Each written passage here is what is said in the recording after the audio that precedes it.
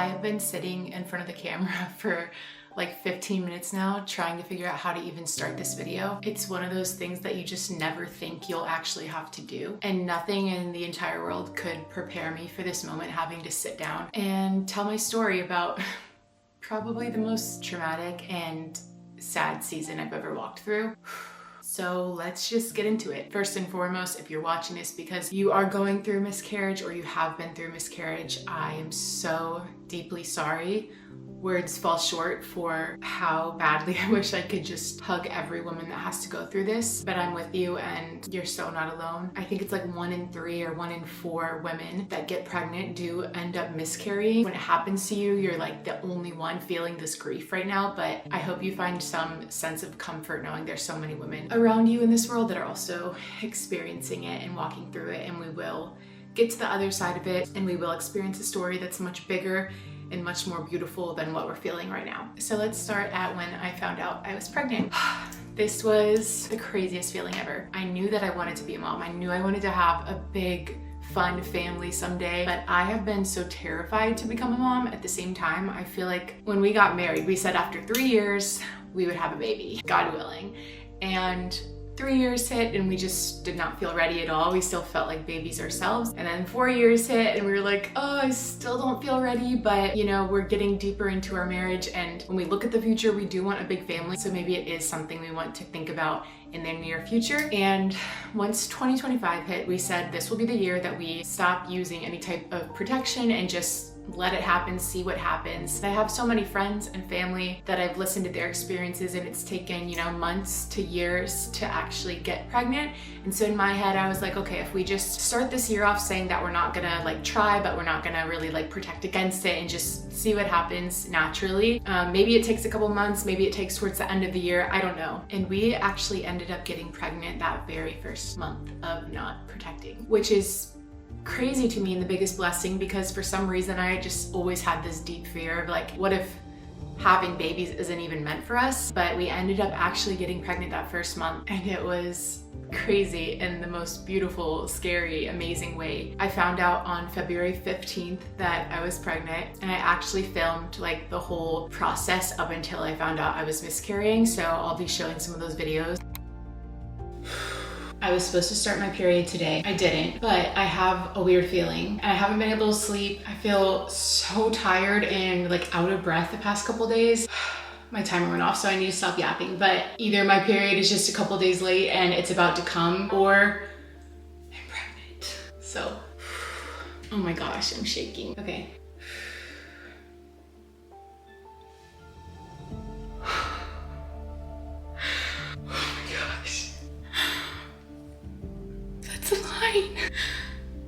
Oh my gosh, what if I did it wrong? Is that real? I don't know how this stuff works. Like, is that dark enough? Oh my gosh. Oh my gosh. There's no way. Thank you, Jesus. Thank you, Jesus. Oh my gosh. I just had a big cry on the floor. I'm so scared I'm gonna lift this up and it's gonna say negative for some reason. Second test.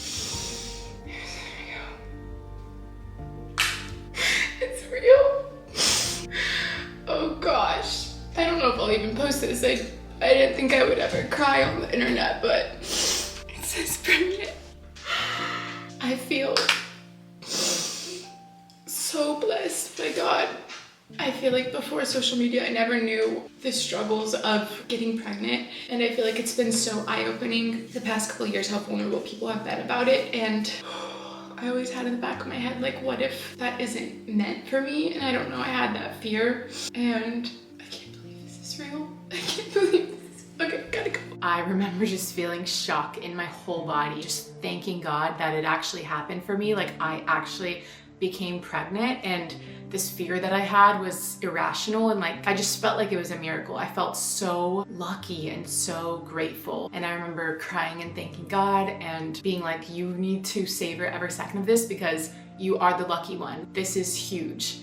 And I told Lucas, I told our best friends the next day, I told the rest of our friends throughout the next couple weeks, I told the entire Form team, which is the training app that I'm on. I told the entire Honey Swim team, which is my bikini brand. I told a couple random strangers. Like, I just had so much fun telling everyone.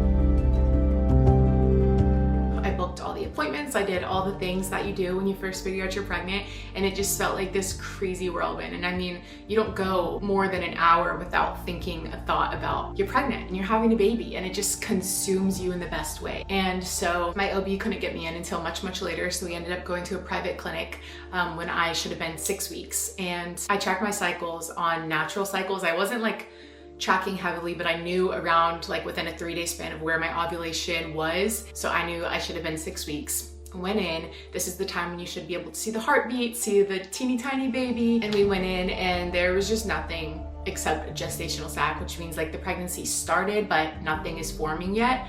And immediately my heart sank, but they assured me, you're just early, you just miscalculated, you're actually 4.5 weeks. I remember from that first appointment just feeling like this gut feeling of something isn't adding up, something isn't right. But I mean, I just kept being told like, this is so normal. Like a lot of people miscalculate, especially your first time pregnancy. And I don't know anything about pregnancy, so I just assumed they were right and assumed the best. And I also wanted to stay so positive. So I just didn't want to allow that negativity in my life and those doubts in my life and the thought of something's wrong. So I pushed it down so much. I went back a week later to see the progress, and we got there and they still couldn't see much at all. It looked like a little bit more had formed, but not much. Again, they reassured me, you're just early, it's fine. And they were such an incredible, amazing team.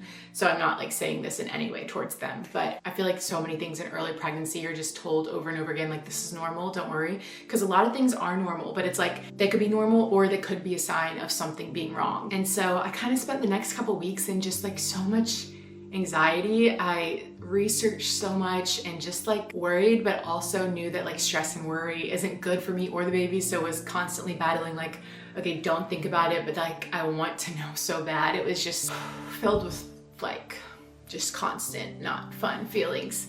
And I feel like it made the first couple weeks like hell. Then my OB appointment came. I should have been around 8 weeks at this point, but after hearing I was actually a little bit further behind, I was like, okay, I don't even know what I am. Let's just go in and see what the OB tells me. And I got there and they told me I was 5.5 weeks. They still couldn't see baby. And I felt more and more concerned each appointment. It was like I just desperately wanted good news, but each time we went, we just left more disappointed, but also reassured by the people working there that everything was okay. So it was like this disappointment that I kind of felt in my gut, but like forcing that down and trying to just replace it with a positive thought of like, you're not the professional, listen to the professional, like everything's probably fine. And after that appointment, I started spotting a few days later, and this is when I really got freaked out. And in my experience, if you're watching this and you didn't like come here for all the details, skip through this part maybe, or just the video, because I'm here to share the details if it can help someone else.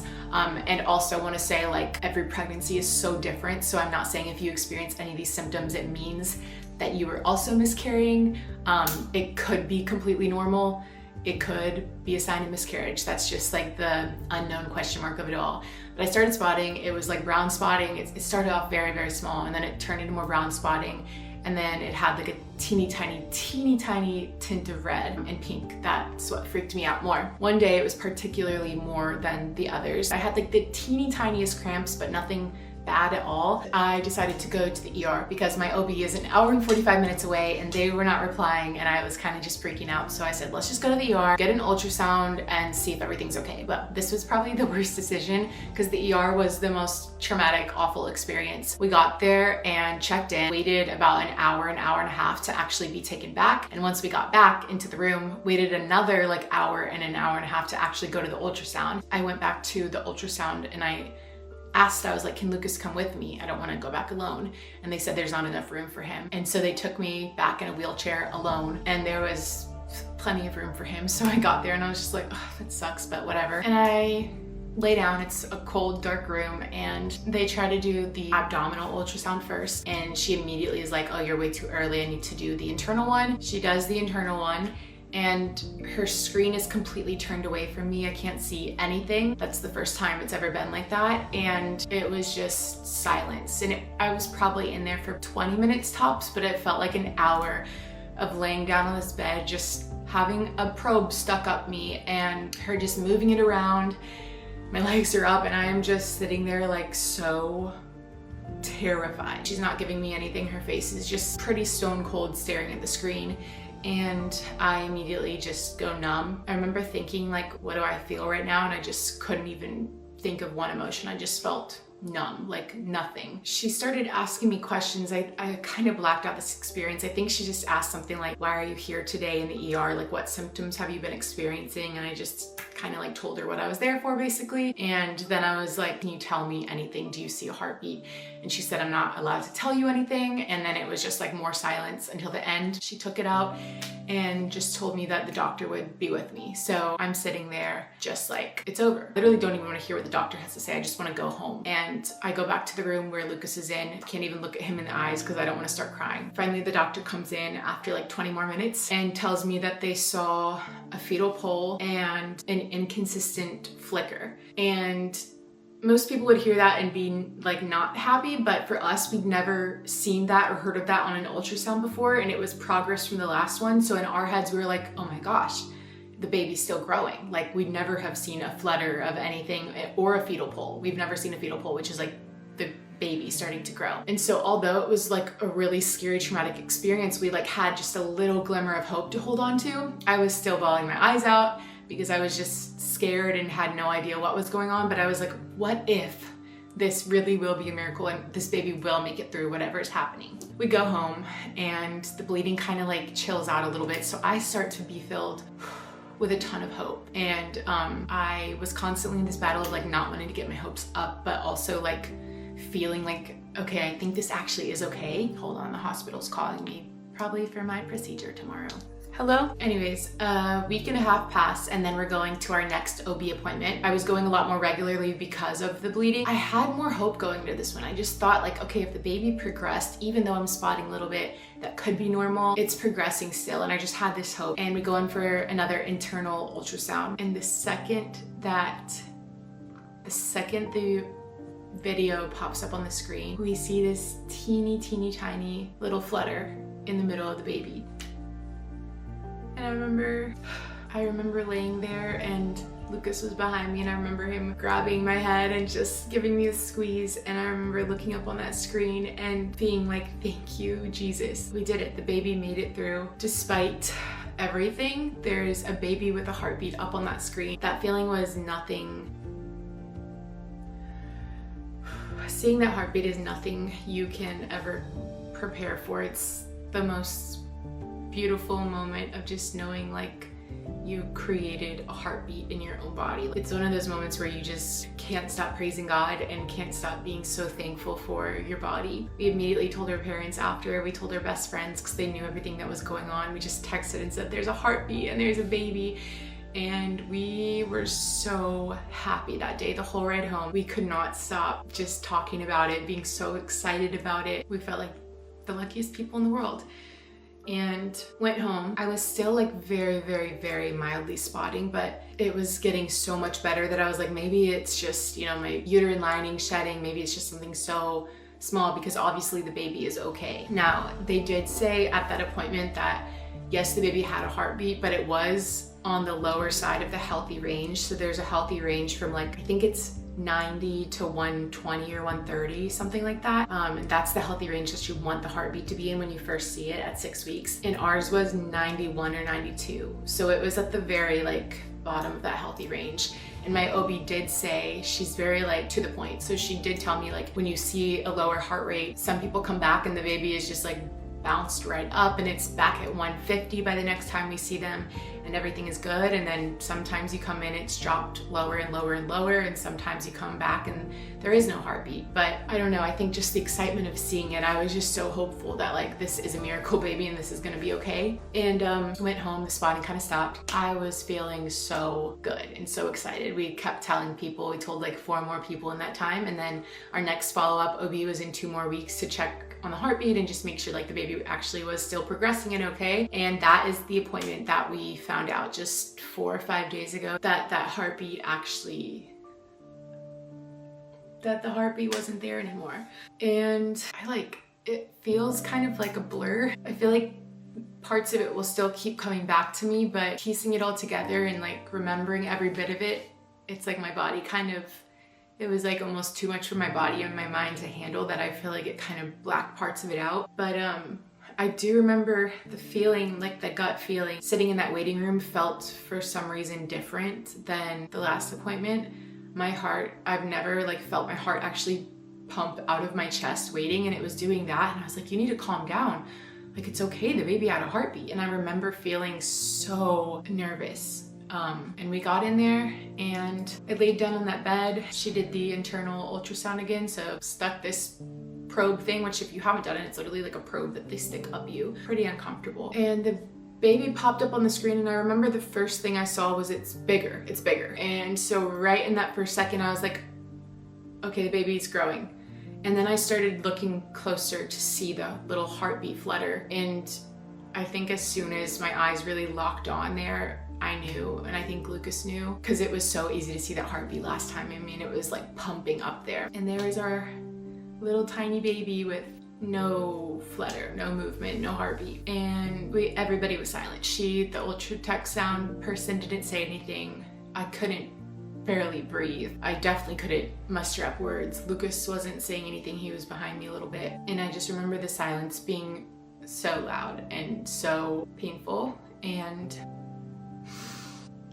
I had thought what that moment would feel like a couple times. Like, if this time comes for us, what will I do? What will I think? How will I get through that? And in this moment, it's like you just go numb, and it's like your body and your mind are almost trying to protect you because it's such a painful thing to feel. And I remember just being numb. Like, the only thing I could focus on was like, you have to keep breathing. And we sat there for probably 10 more minutes while she was zooming in on the baby and taking pictures and zooming in on different things. And then she just said, have there been any complications with this pregnancy so far? And I remember just like hesitating for a second because I couldn't speak. And then I just said, yeah, I had spotting. And right after that, I just said, is there any heartbeat? She didn't want to say it. I don't think she could say it.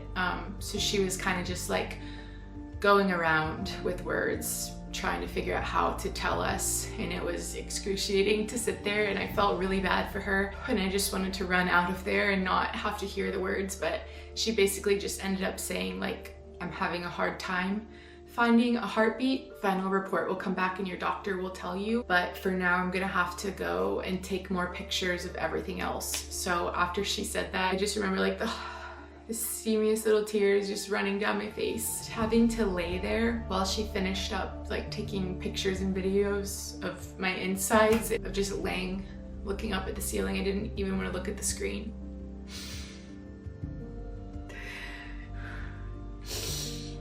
And I just remember thinking, this is the worst moment of my life, and how will I ever be okay again? My mind wouldn't stop racing about all the things that we had planned and talked about. And if you know me personally and my friends and my story, 2 of my best friends here in Florida are pregnant right now, and we were all so close. And I just remember how exciting it was to tell both of them, and bump pictures we had taken and plans we had talked about for the summer. And then I remembered telling my stepdad, who never had kids, or grandkids obviously, and how excited he was, and telling my mom and all the people. And I remembered the little clothes that I had bought. It was so awful, and so many memories and things that I had to feel just laying on that table. And she took it out and turned off the screen and handed me tissues, and then we left and we had to go to the next appointment, which is where your OB reviews it and then gives you information about it. And each time before, it was like still like okay news that the baby was still there. And so this time I remember thinking, how am I about to walk in here and just check into this appointment? But we did, and it was awful because you're just walking in knowing like I have to have another person look at me in the eyes and tell me that I don't have a baby anymore. And we get there and check in, and the nurse comes in, and this part was so awful, but we're sitting there, I'm like holding back tears, but she was so sweet. And she's like, how's it going? How's pregnancy? And I like could barely talk, but I was just like, there's no heartbeat. And she just was like, oh, so sorry, and handed me tissues, and then still had to take my vitals and everything in silence. And it was just so awful. And then the doctor came in, and I was just a mess at this point, and she was kind, and I know it's their job and this happens a lot, but it was basically just like, I'm so sorry, here's the next steps. And immediately within, like 30 minutes of finding out we no longer had a baby. Sorry, my voice probably sounds so whiny right now. She was giving us her options of what to do next in terms of passing the baby. And she explained that we had the option of surgery, the DNC, a pill that speeds up the process and then you pass it at home, or just waiting it out, which could take like over a month to pass naturally with no intervention. And I just didn't even want to think about it. I didn't even want to choose. It was so awful. But she did tell me with the surgery, it's the quickest, and you also will be able to test the baby and do a biopsy to see if we can see something that made everything go wrong. It's just like most of the time it's nothing you can control. It's nothing you did. It's just abnormal chromosomes. It happens and it's random and you can't control it. But if there's a chance that something different did show up, maybe you can help to prevent it in the future. So I ended up booking that while I was there, but I told her I still wanted to decide at home and give her a call back.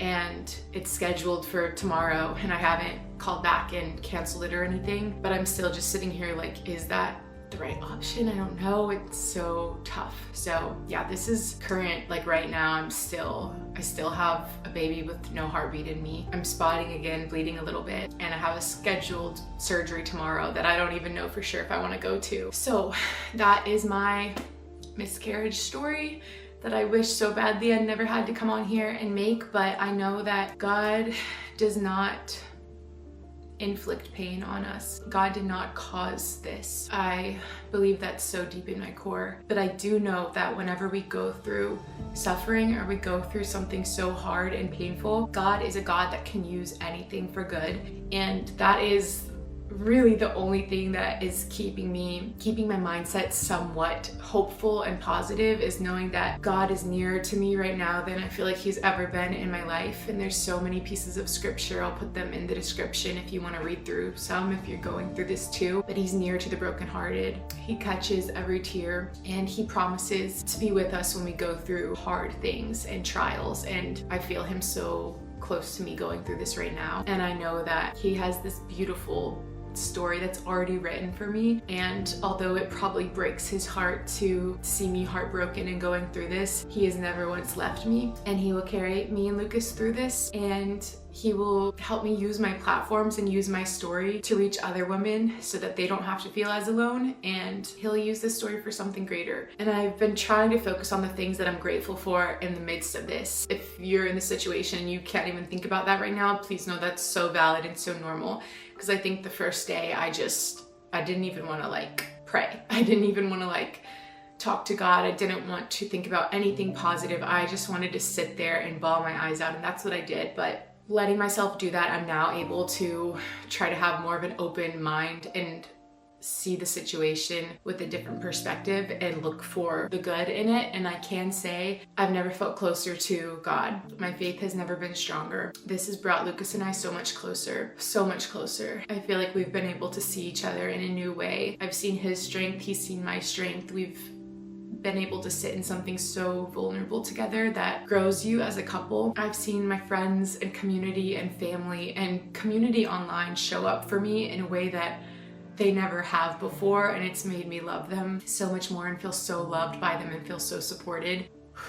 And it's given me a way to use my platform in one small way to do what I feel like is good in the world, and to be a voice for women that are going through this and spread awareness about it, and yeah, just hopefully help anyone that has to experience this in some small little way. Even if it's one person, then all of this is worth it. This is by far the hardest thing I've had to walk through, but like I said, I think it's just one terrible, sad chapter in a story that's unfolding, that I have a lot of hope for the future, that we're going up from here, and that's all I can really hold on to. So if you made it to the end of this long, sad video, thank you for being here. Thank you for every comment, DM, message. Thank you for anybody who has reached out. I've been sent so many flowers, so many gifts, so many meals, and I just feel so much love. And if you are going through this, or you have gone through it, I'm with you. There's so many women that are with you. You're not alone, as lonely as it feels. And something that's really helped me is hearing beautiful stories of healthy pregnancies after miscarriage. And I've been clinging to those. I read them over and over again, and I watch those videos, and I hope someday I can make a video like that to give others hope. And I believe that God has that in store for me. So I definitely encourage you to focus on that, focus on knowing that this is just a chapter, and hope and prepare and dream for the future. Okay, thank you guys for watching. I love you guys a lot, and my comments are always open. If you are going through this, I want to connect with you. I want to be there for you in any way I can. I love y'all. Bye.